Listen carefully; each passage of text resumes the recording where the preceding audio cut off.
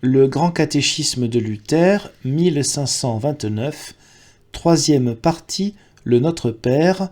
deuxième demande, que ton règne vienne. De même que, dans la première demande, notre prière se rapporte à l'honneur de Dieu et à son nom, afin que Dieu empêche le monde de masquer sous son nom ses mensonges et sa méchanceté, mais, au contraire, fasse qu'il le révère comme vénérable et saint, tant par sa doctrine que par sa vie, de telle manière qu'il soit loué et glorifié en nous. De même, nous demandons ici que son règne vienne lui aussi. Cependant, de même que le nom de Dieu est saint par lui-même, et que néanmoins nous demandons qu'il soit saint parmi nous, de même aussi son règne vient, de lui-même, indépendamment de notre demande. Nous demandons néanmoins qu'il vienne à nous, c'est-à-dire qu'il s'exerce parmi nous et chez nous, de telle sorte que nous soyons, nous aussi, une partie de ceux dans lesquels son nom est sanctifié et son règne en vigueur. Qu'est-ce à présent que le règne de Dieu ? Réponse : rien d'autre que ce que nous avons entendu dire plus haut dans la foi, à savoir que Dieu a envoyé dans le monde son Fils, le Christ, notre Seigneur, afin qu'il nous délivrât et nous affranchît de la puissance du diable, et qu'il nous amenât à lui, et que, en tant que roi de la justice, de la vie et de la félicité, il nous gouverna contre le péché, la mort et la mauvaise conscience, en outre, qui nous a donné aussi son Saint-Esprit, afin qu'il portât ces choses dans nos foyers par sa sainte parole, et que, par sa puissance, il nous éclaira et nous fortifia dans la foi. C'est pourquoi nous demandons ici tout d'abord que ces choses deviennent efficaces chez nous et que son nom soit ainsi glorifié par la sainte parole de Dieu et par une vie chrétienne,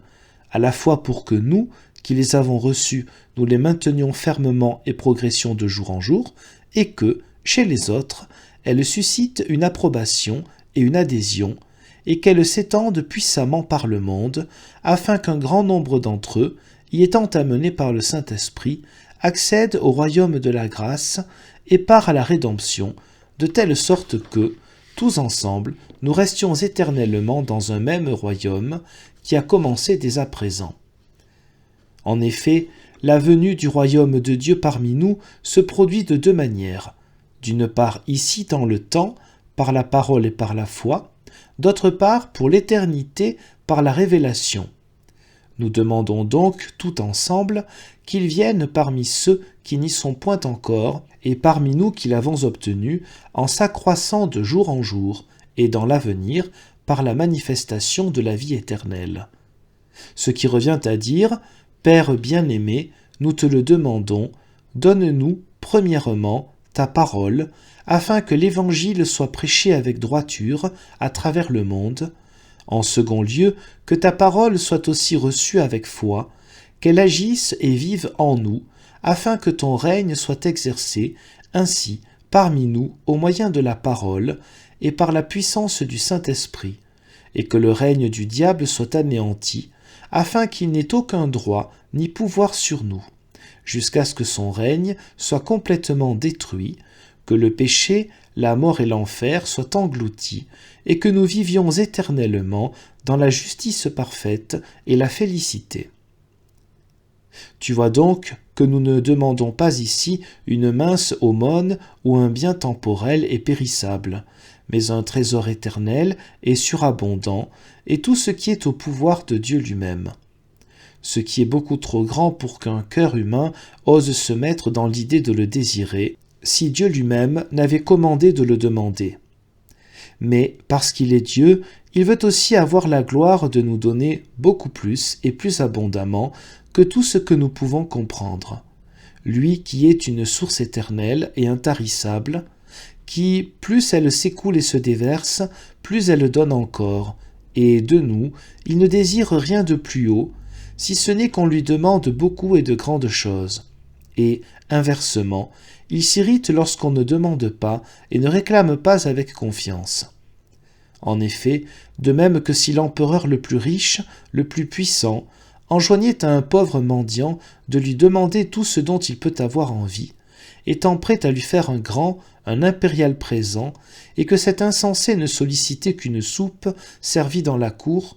on le regarderait, avec raison, comme un coquin et un vaurien, qui se moque et se raille de l'ordre de sa majesté impériale, et qui n'est pas digne de paraître devant ses yeux. De même, nous infligeons un grand outrage et un grand déshonneur à Dieu, qui nous offre et nous promet tant de bienfaits ineffables, lorsque nous les méprisons, ou que nous manquons de confiance pour les accepter, et que nous osons à peine demander un morceau de pain.